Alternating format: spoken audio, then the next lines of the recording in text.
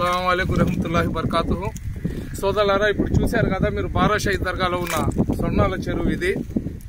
2 సంవత్సరాల నుంచి ఎప్పుడైతే మా శ్రీధర్ అన్న వైఎస్ఆర్సీపీ పార్టీలో జరుగుతున్న అరాచకాలను చూసి ఓర్చుకోలేక వైఎస్ఆర్సీపీ పార్టీ వదిలేసి తెలుగుదేశం పార్టీలో వచ్చినారో ఆ రోజు నుంచి ఇక్కడికి వచ్చిన ఇన్ఛార్జ్ కానివ్వండి, వైఎస్ఆర్సీపీ పార్టీ ప్రభుత్వం కానివ్వండి, ఈ బారా షహీద్ దర్గాలో ఉన్న ఈ స్వర్ణాల చెరువును, అదేవిధంగా ఈ ఏదైతే దర్గా ఘాట్ ఉందో దాన్ని పట్టించుకున్న పరిస్థితి లేదు.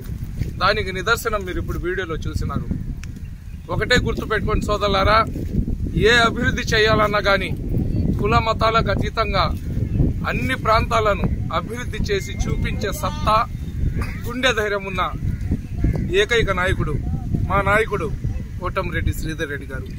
చంద్రబాబు నాయుడు గారు ప్రమాణ స్వీకారం చేసిన రోజు నుంచి ఇక్కడ మళ్ళీ అభివృద్ధి పనులు ఏ విధంగా జరుగుతున్నాయో మీరు కళ్ళతో చూడండి. ఖచ్చితంగా ఇంకొక నెలలో బారా షహీద్ దర్గా రొట్టెల పండగ ఉంది. రొట్టెల పండగ సమయానికి ఈ ఘాట్ అంతా చాలా అద్భుతంగా మరమ్మతులు చేసి తీర్చిదిద్దుతారు. దానికి నిదర్శనం ఏంటంటే ఇక్కడ జరుగుతున్న వర్కులే.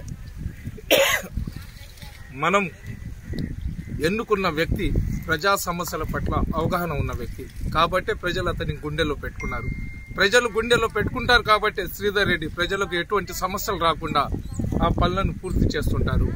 ఇప్పుడు ఎప్పుడు ఏ రోజైనా కానీ రూరల్ నియోజకవర్గం అభివృద్ధి చెందాలంటే శ్రీధర్ రెడ్డి గారు మాకు శాసనసభ్యులాగా ఉండాలా. కాబట్టి అటువంటి మంచి శాసనసభ్యుడికి ఎన్నుకొని 35,000 మెజార్టీ ఇచ్చిన రూరల్ ప్రజానికానికి నా సలాంలు తెలియజేసుకుంటున్నాను. అదేవిధంగా ఈ దర్గాలో మనం అడగక ముందు అతని స్వయంగా వచ్చి ఇక్కడంతా పర్యవేక్షించి ఇక్కడ ఉన్న ఈ అధ్వానమైన పరిస్థితిని చూసి ఇమ్మీడియట్గా అధికారులకు ఆదేశాలు ఇచ్చి ఇక్కడ అభివృద్ధి పనులు చేయిస్తున్నారు. కాబట్టి ఇంకొకసారి ముస్లిం సమాజం తరఫున ఇక్కడికి వచ్చే అందరు వాకర్స్ తరఫున నేను శ్రీధర్ రెడ్డి గారికి సలాంలు తెలియజేసుకుంటున్నాను.